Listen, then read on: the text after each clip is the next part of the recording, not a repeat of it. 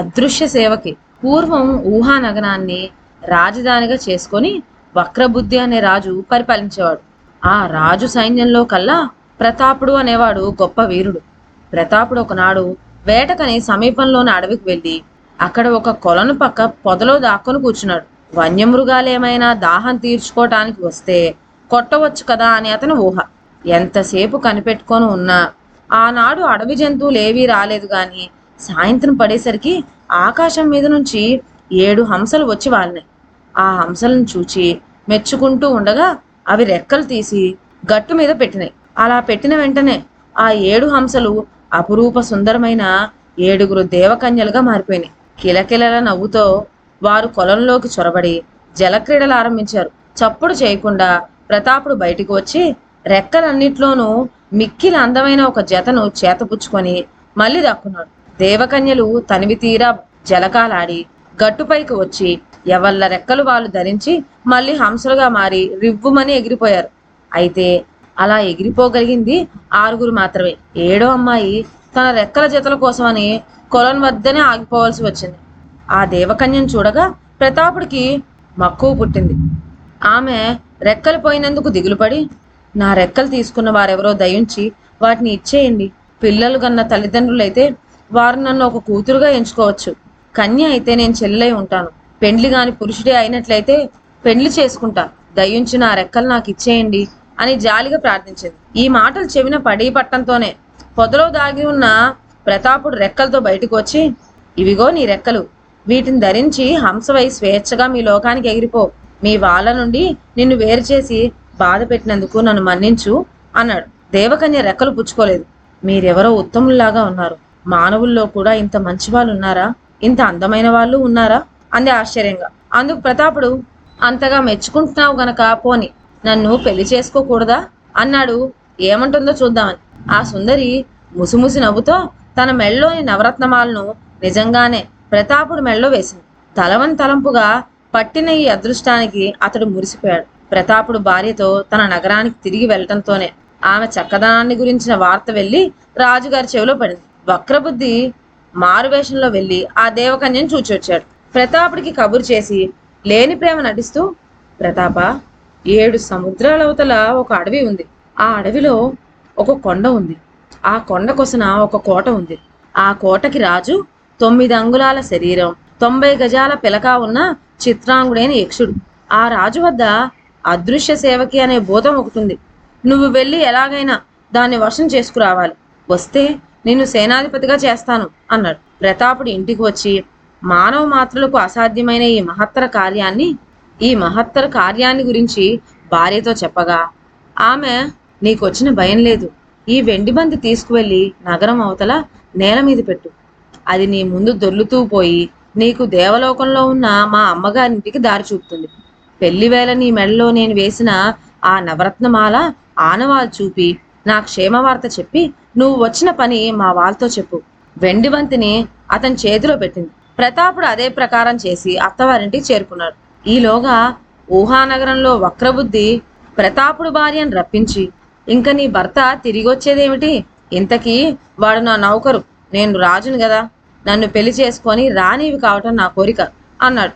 ఆ మాటకు ఆమె ఉగ్రురాలై, నేనెవరిననుకున్నావు, జాగ్రత్త అంది. వక్రబుద్ధి భయపడి తగ్గిపోయాడు. కానీ కసిపూని సముద్రం ఒడ్డున ఒంటి స్తంభం మేడలో ఆమెను ఖైదీగా చేయించాడు. అక్కడ దేవలోకంలో ప్రతాపుడు మేడలోని నవరత్నమాల చూడటంతోనే ఆనమాలు గట్టి దేవకన్య బంధువులు ఆదరించి వచ్చిన పని అడిగారు. అతడు చెప్పాడు. అప్పుడు అతని అత్తగారు పక్షుల్ని, మృగాల్ని, చేపల్ని అన్నిటినీ రప్పించి, ఫలానా యక్షుని రాజ్యం ఎక్కడ ఉందో మీకు తెలుసా అని అడిగింది. అందులో ఒక కుంటి కప్ప మాత్రం నాకు తెలుసు, అయితే చాలా దూరం వెళ్ళాలి అంది. ఆ కప్పను తోడిచ్చి ఆమె వాళ్ళిద్దరినీ ప్రయాణం కట్టి పంపింది. ప్రతాపుడు దాని వెనకాలే వెళ్ళాడు. 7 సముద్రాలు దాటి అడవిలో కొండ కోసన చిత్రాంగుడి కోట చేరుకున్నాడు. అప్పుడు కప్ప ప్రతాపుడితో, తమ్ముడు, ఇదే కోట. నేను యువతల ఉండి నీ కోసం ఎదురు చూస్తూ ఉంటాను. పోయిరా, నీకు జయమవుతుంది అని ఆశీర్వదించి లోపలికి పంపింది. ప్రతాపుడు కోట ప్రవేశించాడే గాని అది కోటలాగే లేదు. అది ఒక చీకటి కోణం. కన్ను పొడుచుకున్న కనపడిన ఆ అంధకారంలో అతడు తడుముకుంటూ వెళ్ళి ఒక మూల ఆయాసం తీర్చుకుంటూ కూర్చున్నాడు. మరి కాసేపటికి బల్లుమని తలుపు చప్పుడైంది. అదృశ్య సేవకి అని మేఘానికి మళ్ళీ ఉరుముతూ ఎవరో పిలవసాగారు. అంతవరకు చీకటిగా ఉన్న కోటంతా దీపాల వెలుగుతో పట్టపగలైపోయింది.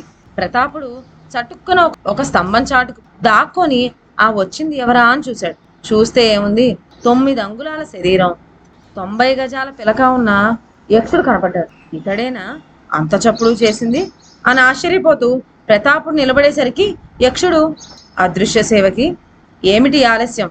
లోకాలన్నీ తిరిగి తిరిగి ఆయాసంతో వచ్చాను కదా, కాలు కడుక్కునేందుకు నీళ్ళు ఇవ్వాలని తెలీదా అని అరిచాడు. బంగారు కలసం ఒకటి వస్తున్నట్లు ప్రతాపుడికి కనపడింది, కానీ దాన్ని తెస్తున్న అదృశ్య సేవకి కనపడలేదు. పాదాల చప్పుడు మాత్రం వినపడింది, అంతే.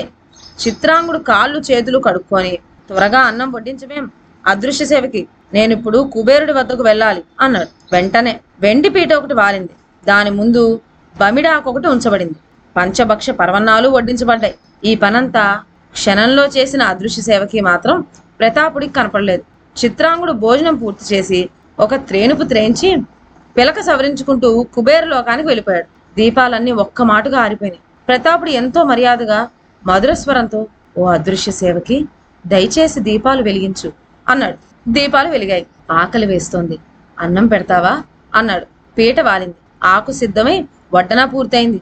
రా అదృశ్య సేవకి, నీ యజమానుడికి వడ్డించావే గాని నువ్వు తిన్నట్లే లేదే, నువ్వు కూడా వడ్డించుకో, ఇద్దరం కూర్చొని తిందాం అన్నాడు ప్రతాప్.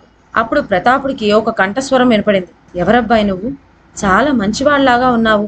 ఈ చిత్రాంగుడికి ఎన్ని వందల సంవత్సరాల నుంచో సేవ చేస్తున్నానే కాని ఒక్కనాడు కూడా వాడు నీకు మళ్ళీ నన్ను ఆదరించిన పాపానే పోలేదు అందా కంఠస్వరం. అదృశ్య సేవిక కూడా భోజనం చేస్తుంది. అప్పుడు ప్రతాపుడు, అట్లయితే అదృశ్య సేవకి, నువ్వు నాతో వచ్చేయి అన్నాడు. ఆ కంఠస్వరం, తప్పకుండా వస్తా.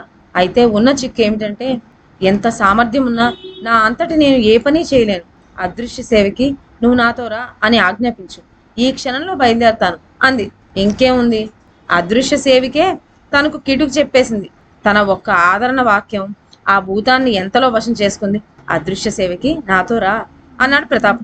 అతని వెనకాలే అడుగుల చప్పుడు వినపడింది. కోట అవతల కాచుకున్న కుంటికప్ప కంటబట్టంతోనే ప్రతాపుడు, అదృశ్య సేవకి, ఈ కప్ప నా ప్రాణమిత్రము, దీన్ని కుంటి పోగొట్టు అన్నాడు. కప్పకాలు చక్కబడి ఆనందంతో అది తైతక్కలాడింది. అదృశ్య సేవకి, మమ్మల్ని అత్తవారింటికి చేర్చు అన్నాడు. మరుక్షణంలో వాళ్ళు అక్కడికి చేరుకున్నారు. అత్తగారు జరిగిన సంగతంతా విని ప్రతాపుడితో, నాయనా, నీ మంచితనమే నీకు సమస్తాన్ని వశం చేస్తోంది. నీ మంచితనమే నా కూతుర్ని ఆకర్షించి నీకు భార్యగా చేసింది. నీవు చూపిన దయ, ఆదరణ ఇవే ఈ భూతాన్ని నీకు వశం చేశాయి. త్వరగా వెళ్ళు, మా పిల్ల ఆపదలో ఉంది, కాపాడుకో అని చెప్పింది. తర్వాత ప్రతాపుడు, అదృశ్య సేవకి, నన్ను ఊహానగరానికి చేర్చు అన్నాడు.